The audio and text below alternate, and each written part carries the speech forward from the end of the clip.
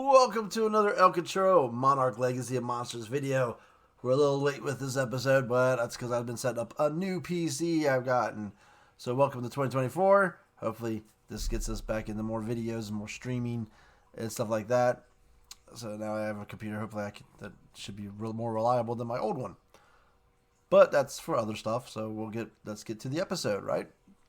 So before I got around to watching this one, I did see, like, I guess some people post videos, the clickbait thumbnails and stuff, they had calling it boring, and pretty much didn't sound like a lot of people liked this episode, but I thought this was a great episode. I thought we really got a lot of good story elements with this one. We kind of get an idea of what's going on and what's the thing is about the current year storyline, and we get a past storyline in this one, which is where these episodes always are the best when it has the two different storylines. So because of that, I thought that usually makes the episode, usually helps make the episode. We have a pretty good plot push in the back then, which kind of sets up there might be something more to that one, as well as we now kind of get some good feelings on where everybody stands in the current one with a big twist at the end. So before we get into spoilers, we'll rate this. I'm giving this one an 8. This definitely brings it back up since we had the Godzilla in the Desert episode, which was also, I thought, super good. And then we kind of got pulled down into some backstory character stuff last episode, which I didn't hate that episode as much as other people did. Because, yeah, May is kind of a boring character. And, I mean, the only cool thing about it was it brought in Apex into it, so I don't know if they'll play a bigger role or not. But, yeah, so we got the two storylines pushing forward. We get your almost needed little monsters thing at the end there. This episode kind of also ties into the first episode a little bit. Kind of gives us a story and gives me a little theory. Something I'm kind of maybe thinking a little bit of here. And stuff I would like to know more of. So let's get into it and break this down. So, the episode starts, we're in the back of, the truck. The two randos are talking to each other. And they're talking about their kid, which we're going to find out some interesting. So, that's we're going to get some big story on that here, too. So, they're talking about the kid, and we find out we're looking through Lee Shaw's eyes as he's looking at him. And so he's kind of having a memory flash, and he gets pulled back into reality when Duval starts trying to get his attention. They're almost there. Turns out we're in Kazakhstan. We're going to the same place we were in the first one, the nuclear power plant that melted down, where it was obviously from the first episode appeared we lost Dr. Mira. So we're going back to that location, and tied it up. So from there, so let's handle the past storyline first. So instead of breaking this down, where we jump back and forth. So the past storyline. Then next time we get the past storyline, that was just a little tidbit one there. But after that, we have one that kind of flows all the way through. So it shows up with our three Monarch people in a meeting with the general guy who is now the leader that we found out the one episode has now become their overseer. I think it wasn't Packard, it was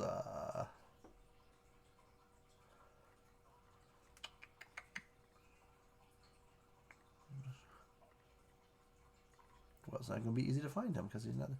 Maybe Coleman, maybe, I don't know. So it was the general guy who was, I believe they said he was the Navy or something like that. So he's kind of attacking Monarch, saying that he thinks it's a waste of money and they've not proven they have just vague details and blurry photographs. What we do for all cryptologists. Blurry photos and second and third hand and unreliable witnesses, and claiming that this is a big waste of money and a ghost hunt, and calling them con artists, and that the money would be better spent looking for, since this is the 50s, commies. They're looking for commies that are trying to infiltrate the United States. Boy, that went nowhere. In the long stream of things. And then he attacks them for working with an ex-Japanese Imperial Guard. And starts attacking Dr. Mira for her Japanese background. And hints that there's some tidbits they found in her background check. Which almost gets Bill Rando almost like goes at him to punch him and attack him. And he gets held back by Lee Shaw. So he's like reacted to it. And so obviously, 50s men are racist bastards. We all know that already about Americans back in that time. It's a true story, guys. You can get pissed off about it all you want. That's how this country was back then. Although, one thing I don't know is how far the anti-Japanese sentiment went. Because we're supposed to be in the mid to late 50s. At this point, Gojira would have been released in America. So we would have took a Japanese movie and like that. So I don't know how everyone hated how long the anti-Japanese sentiment lasted after World War II. So this would be over a decade since the war. Obviously, we had so I guess it's true. I don't know that much about that part of history too well. But so obviously he's got some anti-Japanese feelings. So they are relegated to their basement office, kind of X-Files-ish. And they pretty much are on a deadline that they need to they need to come up with something to pretty much save their butts. So that's where they're at here in the office. Shaw's like looking at like the different maps and stuff like that, and pretty much comes up as like, "What I need is like, I need a map. I need you to use all your scientific data, come up with something that we can give them, some kind of map." He brings up telling them about Godzilla being alive, but they're against it. They don't want to let him know that he's alive because obviously they will try and nuke him again. So they don't want to do that. So he's like, "I need something." So they're put the work on coming up with something.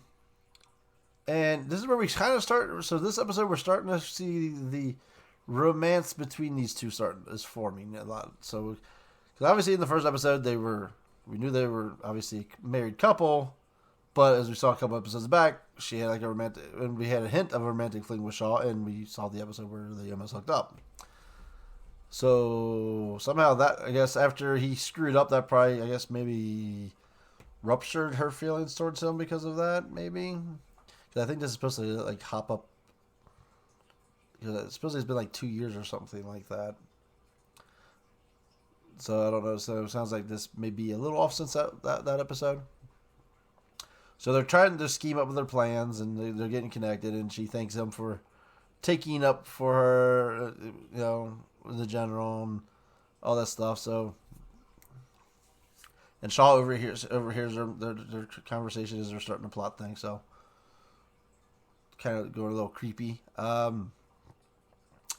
So then we get a part where the next time we come back to this, Randa's kind of like in the office alone. He's got this little map thing he's got with things he's check marked on it, and they're obviously in the basement. So they've had some ants showing up. So as he's trying to like throw this with the map, there's like a little spot where an ant goes into a hole on the map and disappears. And that he pulls up the map, looks at the back, sees the map. So he starts coming up with ideas like, what if there's something they're underground, but there's something on the inside where they can, hide. So we're starting to get the Hollow Earth theory, which I believe he does believe that in Skull Island too. I believe he talks about the Hollow Earth theory.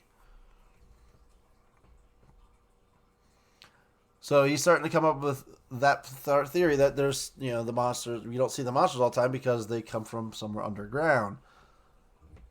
So once he comes up with that plan, he goes to Dr. Mirror's house and tells her everything that's going on. And she's crazy, but it's like she likes the plan. She believes, so she's kind of going along with it. And we see him also get, start doing some super closeness again. And she's telling him to be quiet, keep his voice down. And then he hears a voice say, "Mommy," I think it was, or something. And we find out she already has a kid. The dad already is born. So she is a widow from, I guess her husband died in the war. And she just hasn't been able to bring her kid up. So this was the juicy tidbits was, I guess she's a widow and has a kid. I'm not sure why that's so juicy. Maybe, I guess, in the 50s that was a bigger thing. I don't know. So I don't think that really paid off too well. But she's talking about how the struggle was to getting back over. She didn't think it would take long to get her son and mom over here. I guess made it sound like she brought her mom over too. And this Miranda's like, "Well, you don't have to do it alone." It's like, "You have Monarch." First off, I'm like, "Well, yeah, I'm here. Well, Monarch's got your back." So we're definitely seeing the veins of these two getting closer. All right, let's go to the future. All right, so then the backstory, the 50 story ends with Shaw meeting General Packett. I believe that was the General's Packett before he meets with the presidents about the budgetary stuff. And he's got, "Here, I have something. This is not what the other guy is going to show you. This is our true thing. This is a map of potential monster appearance sightings or monster locations." And he's kind of like, he's like, well, what he also didn't, the other guy didn't leave off in his report is Godzilla's alive. So he tells him that Godzilla was not killed. Godzilla is still out there. And it's all in here. So then the guy goes to meet with the president, I guess. So this is supposed to, I guess. And he also says, like, secure Monarch's funding and keep the Randas in charge. They deserve to be the scientific people in charge. So the general pretty much says he's going to go along with it. I don't know if he was supposed to tell, because I know that unless they came. So I don't know if he did that with their blessing or not with their blessing. But Godzilla, I'm assuming he's got their map. They gave him the map to turn in for the budgetary meeting. I don't know if he went rogue by telling about Godzilla or not, because they didn't want him to be told to tell him about Godzilla. So that part he might have did on his own. So that could cause some more rifts with them if that comes out. So it is set up that Monarch is about to get majorly funded, and the Randas are possibly going to be in charge. Although from the future storyline, it sounds like they've had issues. Monarch's always had issues with them in the past. So that does that we might get some interesting stuff in the next two episodes, where that story is going. We see some more falling out between Shaw and the Randas and stuff like that. If we have more past storylines, so it does leave the door open. But it does look like they've secured the Monarch's funding. So now let's fast forward to the current present day sort of storyline.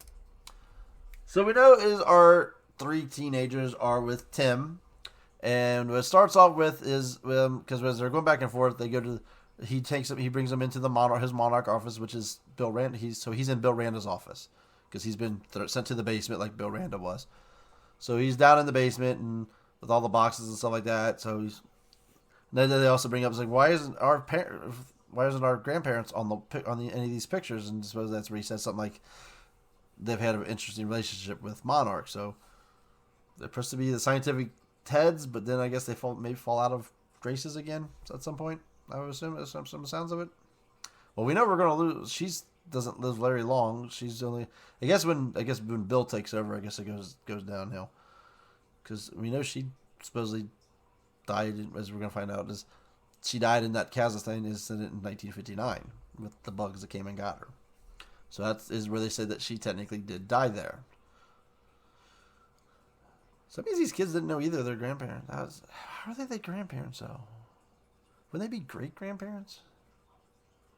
So she died in the 50s, with their dad being born as a small child. We know Bill died on Skull Island. That was after Vietnam War, so that was the early 70s? I think that's supposed to be late 60s, early 70s. I'm not sure when the Vietnam War ended. So the kid would have been an older teenager at that point.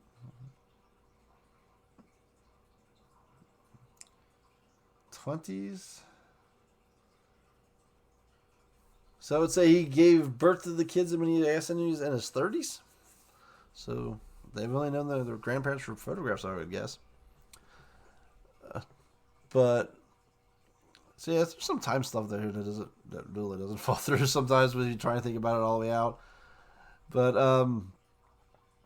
so they're in the office and they find like the thing saying that their grandmother died in Kazakhstan, and then one of the hits on the blimp is in Kazakhstan. They also takes them to the big room where all the people, all the scientists and stuff, are going, and they're pretty much saying they told him that Shaw closed one of the portal rift things, and all the gamma radiation got rid of it, which would sound like a good thing. But then that also increased the gamma radiation at all these other sites, so pretty much making them stronger. They think that the more if he closes another one, they could create gamma radiation that was equal to G-Day. I don't know, because the Mutos hatched from eggs that were underground, so... Well... There was no portal in that movie, so I have no idea whether... It's kind of retconning in a portal. I guess that there was some portal that happened before the San Francisco attack, which don't really make sense because none of these things came from the Hollow Earth. Godzilla was supposed to reemerge from the Hollow Earth, I guess, maybe? Which kind of don't really think that Godzilla ever really shows it. I don't know. That's a weird one. That might be a little problem with the story there a little bit, but supposedly there was I guess a big gamma particle before, I guess when Godzilla showed up. So I guess he came from the Hollow Earth to take down the Mutos. So they're analyzing that, and they come up with that. They think that Shaw's going to go to Kazakhstan, because that's where he lost their grandmother, and she obviously knows that he obviously had deep feelings for her. So they talk in Vertigo into sending a team to Kazakhstan, which they're not allowed to operate in. So this is a small team that they're trying to sneak in to see if they can catch Shaw. And the kids believe that Shaw will talk to them. So they want to go in guns. The team wants to go in guns blazing, but she's like, "Hey, this is not going to work. We need to talk to him." So obviously they find that Shaw's broken into the building already. And they find exoskeletons of the bugs from the first episode. So they've molted into something new, obviously gotten bigger. So they go to where all the stuff happened, and it's got a big hole in the center. It's littered with foliage because there's been stuff that talked about the Titans can spark life and stuff like that. So maybe the sparks life. Inside the hole, then down deep into the hole, you can see kind of a portal thing. So it looks like it's definitely an opening to the Hollow Earth. So while they're all checking it out, they notice that there's a bunch of explosions around. Then Duval and her team show up with guns blazing, and everybody's doing the whole little guns at each other thing. And Kate tries to talk to things and gets Shaw to come out, and he agrees to talk only to her because she looked into Godzilla's eyes and goes, "You know what? He's not a mindless just destroying. He knows what he's doing." And so it pretty much reveals that his plan is that Godzilla keeps the Titans in the Hollow Earth and keeps the humans out of the Hollow Earth. There was a hint at one point that something happened to him. That why he looks so youngest. Something happened to him that was classified. Well, he says he's been to the Hollow Earth, which this is where I hope, and then we get a storyline of where in the past he went to the Hollow Earth. Supposedly he's gone to the Hollow Earth and came back. So somehow he went through, and I have no idea. So I'm not sure. So hopefully we get to see that story.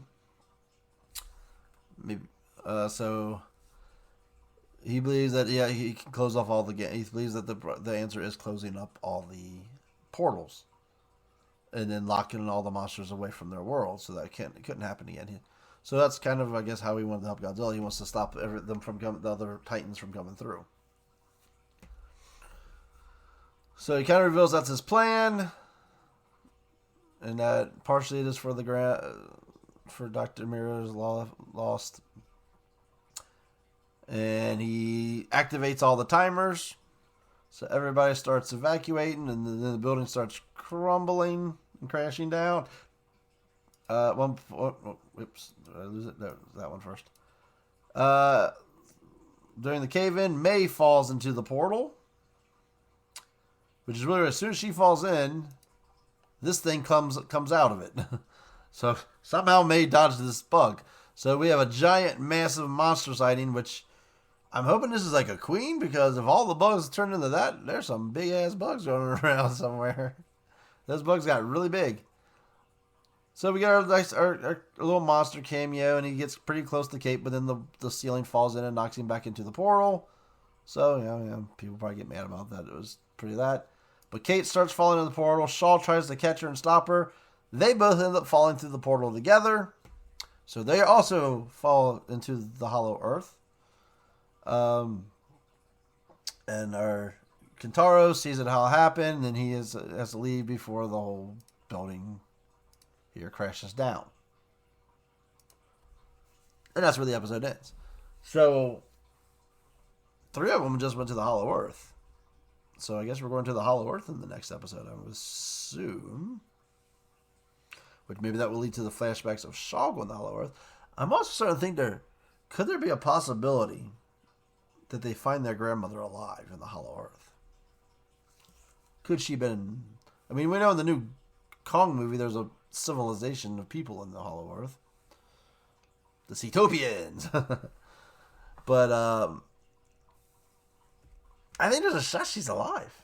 They're going to bring her back. She's a great character. And obviously we know Bill Randa died. But I think there's a shot they might find the grandma alive. Will she come back and rebond with Shaw is the interesting part. Be interesting. But I think there's a shot. I think there's a chance she might be alive in the Hollow Earth. Because now we know the bugs pulled her down the hole, so she would have fallen into the Hollow Earth. Did they eat her or kill her or whatever? I have a hard time believing they just had her eaten by bugs. So I think she's going to show up. I do. I feel it. I'm feeling that she's going to show up. I'm sure other people probably come up with a theory about it before me. But I have a feeling that they're going to find it. I didn't think she died in the first episode. I thought they were going to find that they save her somehow. So remember, if you go back and watch my review on that, I didn't think I thought it was going to be a fake death, like a false thing. But now I'm thinking she fell into the Hollow Earth, and she's probably alive in the Hollow Earth, and they're going to find her. And we know the Hollow Earth apparently is where Shaw was able to stay younger, so I guess you age slower there. So it'd be cool. Hopefully we get some definitely backstory about all that. I know the tidbit was said it was supposed to be Shaw and May looking for Kate, which is kind of weird because May fell in first, and these two fell in together.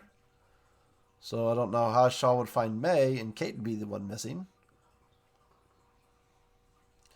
But this episode this is like, they keep going back and forth with her. I did feel like this episode kind of did make her a more likable character. I know they've had episodes where they've made her she's come off very bitchy. But, she was the one that wanted to go. She's like been pushing for everything and wanting to go, and she wanted to try and talk him down, and now she's all in on the story, so on the Monarch stuff. So they keep going back and forth on if they want us to. I guess they've always wanted us to like her, but some of her stuff just came off and made her very unlikable. But I felt like this episode actually made her a lot stronger character. May was still just the mad backside character. She didn't just barely contribute anything in the episode. And then Kentaro kind of took a step back in this episode a little bit as well. So this definitely was a centralized episode of her bondage with Shaw. And then We get obviously the tells that Tim is the modern day Bill Randa. He believes all the crackpot theories. Definitely have more insight on Tim. But yeah, the other big thing about this episode is, and even brought it was like, well, you don't think you guys are the bad guys. You want to go like that? It's like, we finally, yeah, they did kind of, most of the series have painted Monarch as this evil organization. They continue the stretch of, yeah, Monarch's, just the good guys trying to figure out with that. People, Shaw's now the one with the crazy plan that could destroy the world. So it's really like a big night and day flip there on the villain of the story. Like Monarch started off as bad, now it's Shaw's people that are trying to do something crazy that could cause another G-Day. So they did definitely flip flop that as the series went along. But I do feel this does make me feel like we're getting to our last 2 episodes. I believe, I think it's 10 episodes if I remember correctly. So that they should be, I'm feeling up. Obviously, I feel like we're getting the Hollow Earth in the next episode. There's a big step up. Maybe that's where they're going to spend a lot of their. Maybe that's also why we haven't got so much monster action, because if you're going to the Hollow Earth, then you're going to need some big visuals there. Obviously, the Hollow Earth is an insane place. So that's maybe why they've been cutting, that could be the reason why you haven't got so much monsters on screen stuff. You had to do little bits of them so you could save your budget for this the climax, which apparently, like I said, the next episode has to be the Hollow Earth. That's where they fell into, the portal. So I guess what they've got to do there, and we got to find out how they get out, and if that leads to something else once they do get out, or the end of the show is going to be about them getting out. So definitely lots of possibilities for these last 2 episodes. It's like how far is this? Where we're going to go with the story? I mean, I keep seeing scenes of Godzilla fighting the flying thing that we've seen, which is, unless that was a cut scene or something like that, I would imagine that's got to be coming somewhere in this next 2 episodes. That's been the only real hint that of any kind of monster battle in it. Is that little tidbit I've seen like on Twitter of him? Looks like he's like in one of the rift things. You just see like the rainbow lights around him, and he's like underground with like the, I don't know, I think they gave it a name in this episode, the Lucky Batter or something like that, Dragon or something like that.